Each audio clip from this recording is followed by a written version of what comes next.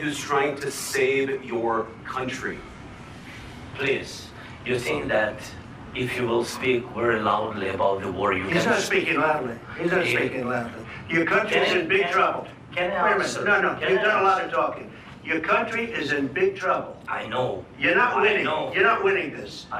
You have a damn good chance of We are coming out staying, okay because of Mr. us. President, we are staying in our country, staying strong from the very beginning of the war. We've been alone, and we are thankful. से अमेरिकी राष्ट्रपति Donald Trump और Ukraine के राष्ट्रपति Zelensky की meeting हुई है, तब से पूरी दुनिया में जो है एक आग की तरह जो है तबाही मची हुई है। जी हाँ, तबाही इसलिए क्योंकि हर कोई जेलेंस्की का तारीफ़ कर रहा है, तो वही अमेरिका वाले ये आरोप लगा रहे हैं कि जेलेंस्की जो है वो रूस के साथ युद्ध विराम मानने को तैयार नहीं है।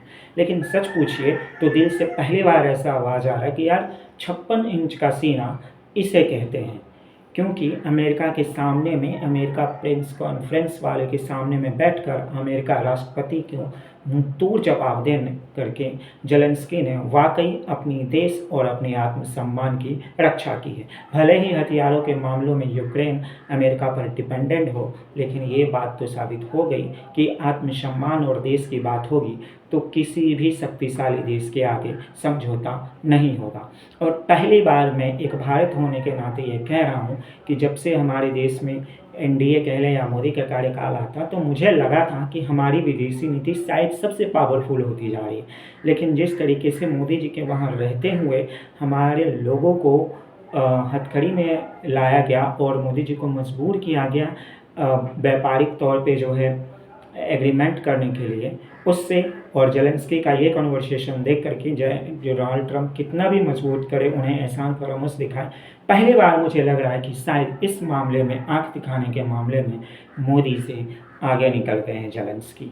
और इसमें कोई शक भी नहीं है, मुझे लगता नहीं है कि कहीं कुछ गलत भी है मैं बोल रहा हूँ, क्योंकि आपको अमेरिका बुला करके आपसे ज़बरदस्ती 200 करोड़ से ज़्यादा का एग्रीमेंट करवा लिया जाता है, और दूसरी तरफ आपके लोगों को, जो मैं मानता हूँ अवैध रूप से थे, लेकिन उन्हें हथकड़ी से लेकर के जो है डंकी रूट के द्वारा आपके देश भेजा जा रहा है। हो सकते हैं वो लोग गलत भी हो, गलत तरीके से गए, लेकिन उसको एक सही तरीके से वो रख सकते थे। इसके बावजूद आपके ऊपर 200 करोड़ के बिज़नेस का जो है एग्रीमेंट बना लेना, और फिर आपके सामने में ये कहना कि भारत का जो टैक्स है अमेरिका में वो बहुत कठोर है, वगैरह तरह की बातें।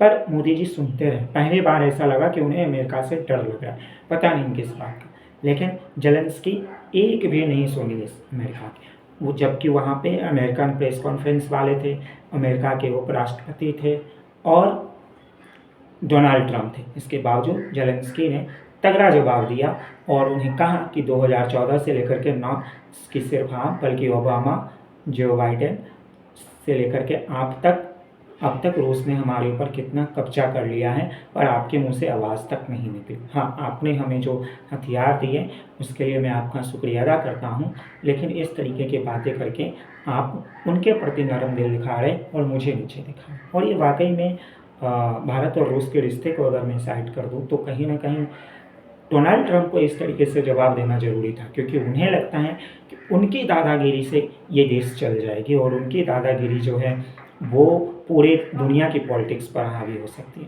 तो शायद वो गलत सोच रहे हैं। हर कोई उनकी दादागिरी के आगे जो है वो नहीं चल सकती, और ये यूक्रेन के राष्ट्रपति जेलेंस्की ने दिखा दिया।